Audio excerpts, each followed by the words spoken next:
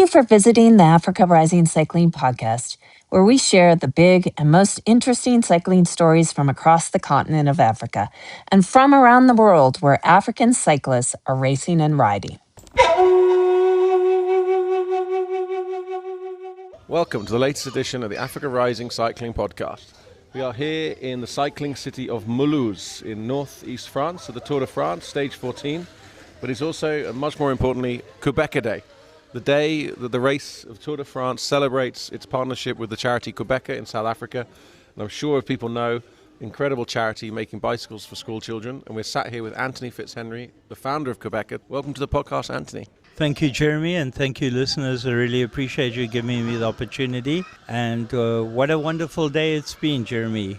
Yeah, absolutely. I mean, it all started about 11:30 this morning. Anthony was summoned onto the presentation podium, which, if you know the Tour de France, every day all the teams have to go up and be presented. But the first person on the podium was Anthony.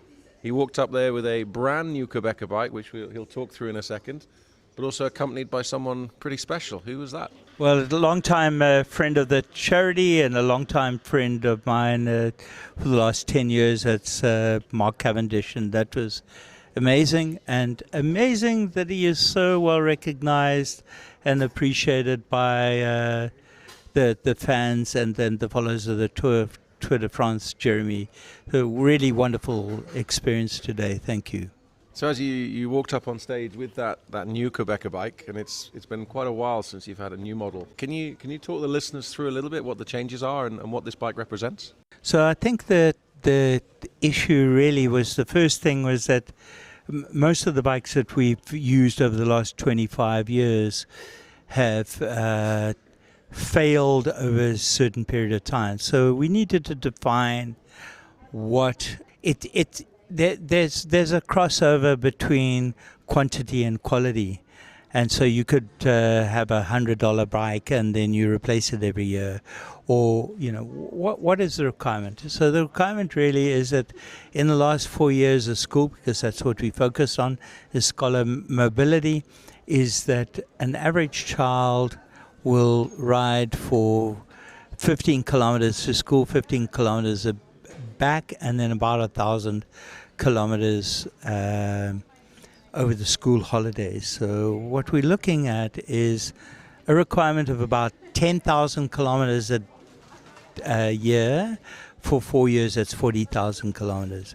So we needed to decide a bike that would be maintenance-free, mechanic-free for 50,000 kilometers. And that's what we've done with this bicycle, Jeremy. And those are incredible numbers when you think about trying to make a bike that will last in that environment. In the last 20,000 bicycles, and we started getting to bikes that are robust, sustainable, and that the only wearables on them actually are brake pads, tubes, and tires.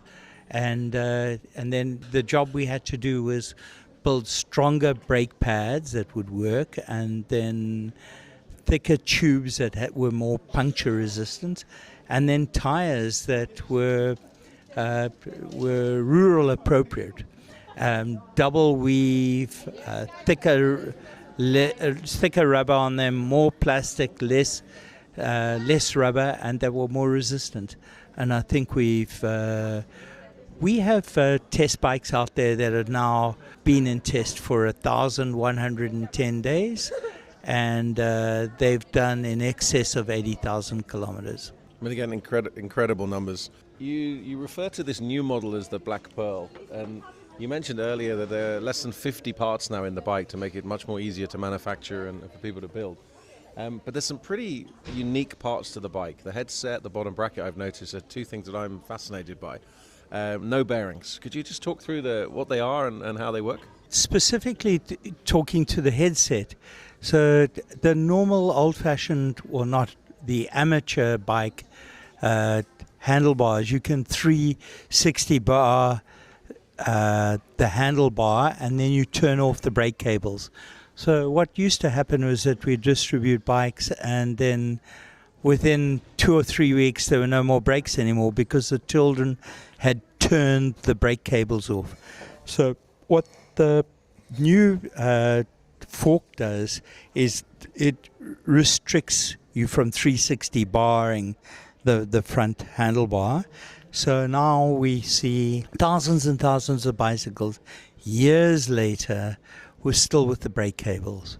The other thing is that headsets used to use bearings, and today Formula One motor cars and overlanding motor cars use something called grease impregnated molly bushes. We've taken all the traditional bearings out of the bike, and now we use grease impregnated molly, and some of those things, including the bottom bracket, we think can go for more than 200,000 kilometers.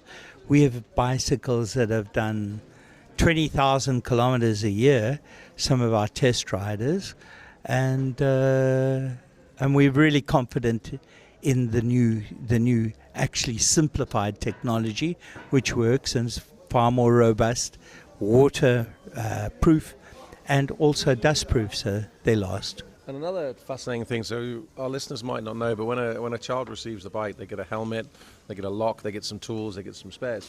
And you were showing me the new tool that comes with the bike earlier, and there's just two different hex spanners, an 8 and a 10 mil, I think they are.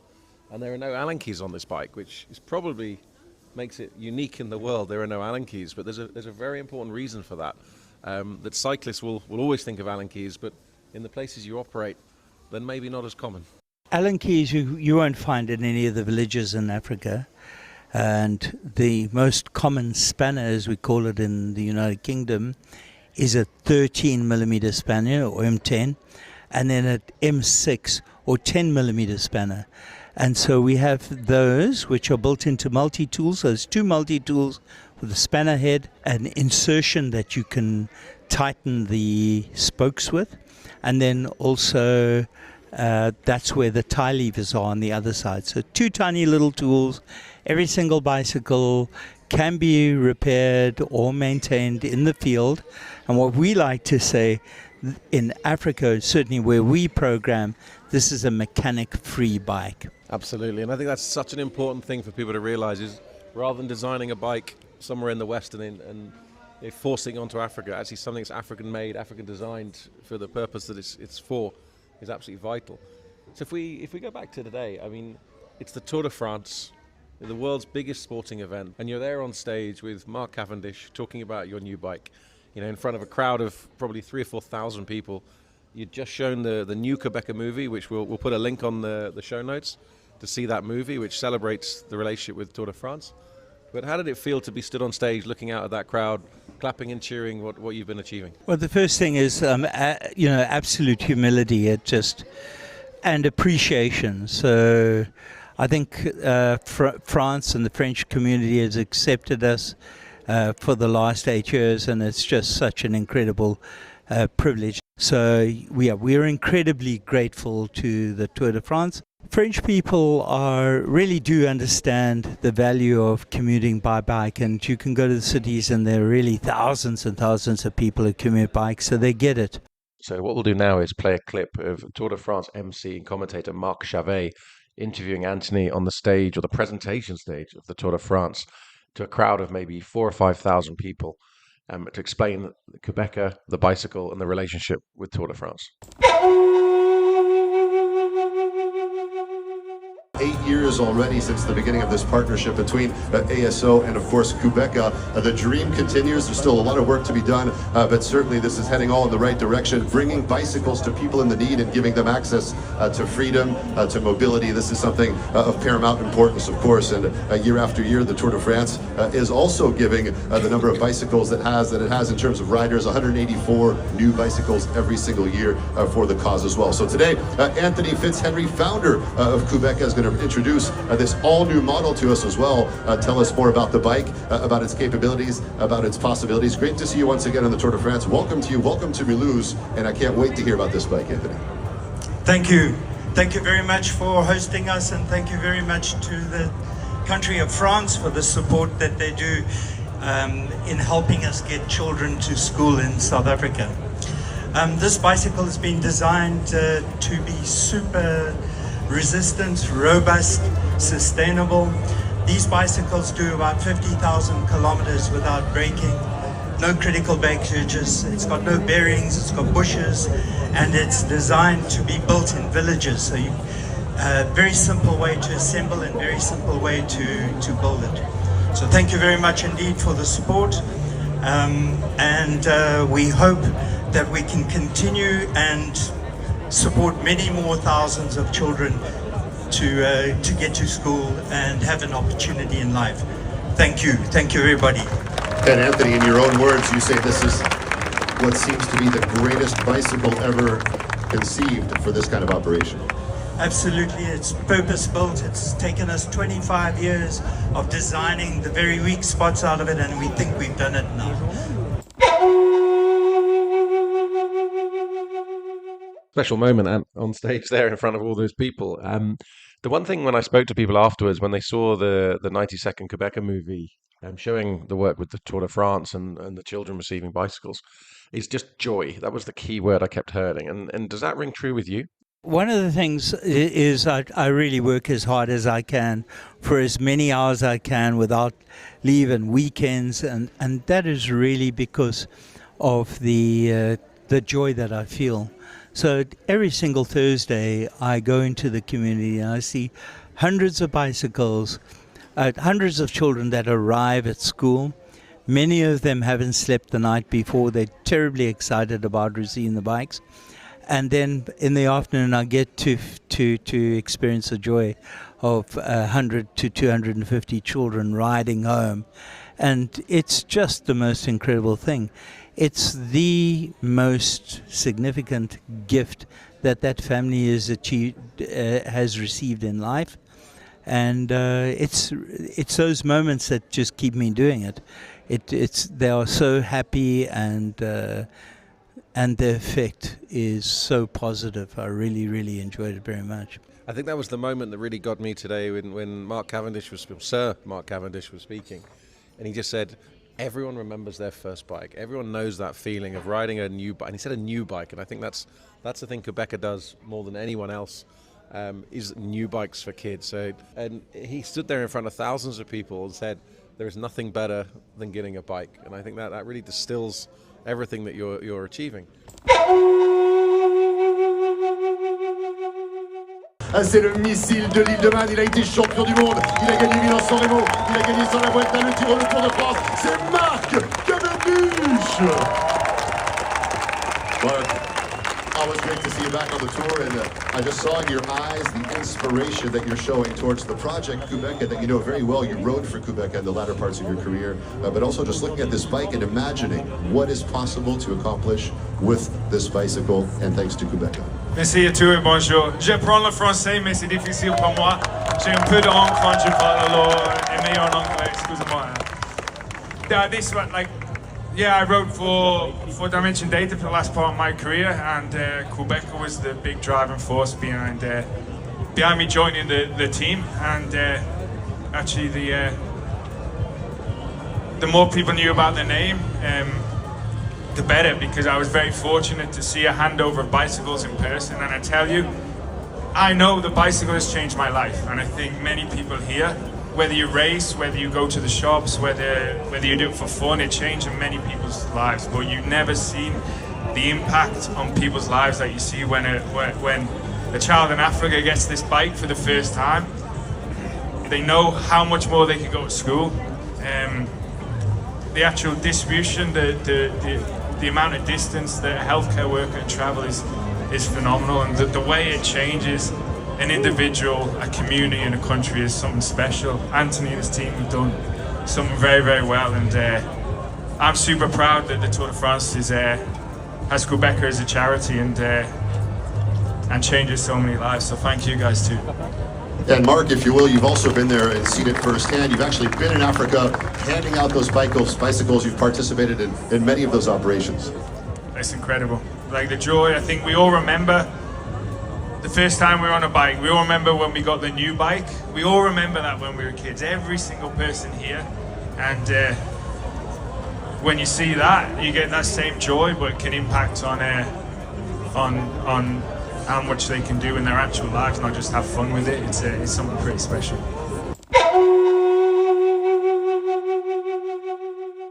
you're 20 odd years in.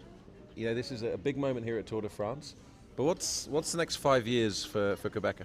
I think we distilled what we do down to their absolute essence, and I think we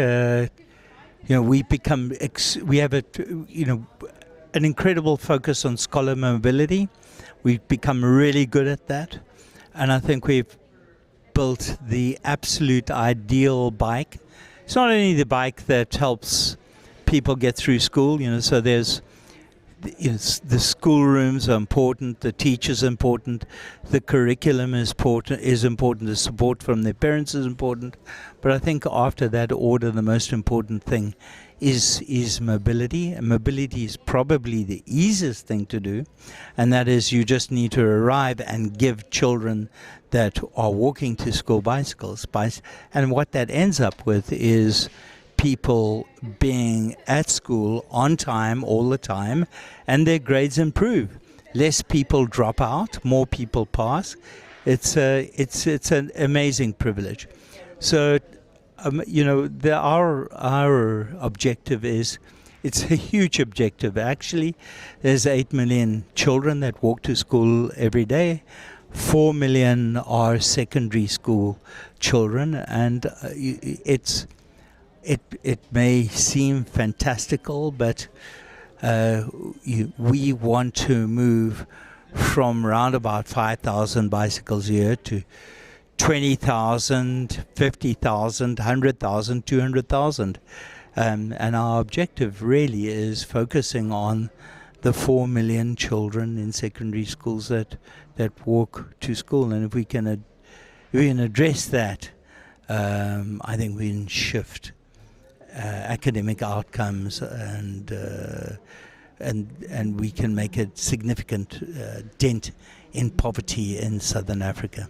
So we're here at the Tour de France, but obviously in 2 weeks the Tour de France will be over, and the Tour de France Femme avec Zwift begins, and Qhubeka is the charity of the women's race as well. It's a big passion for ASO when I talk to them.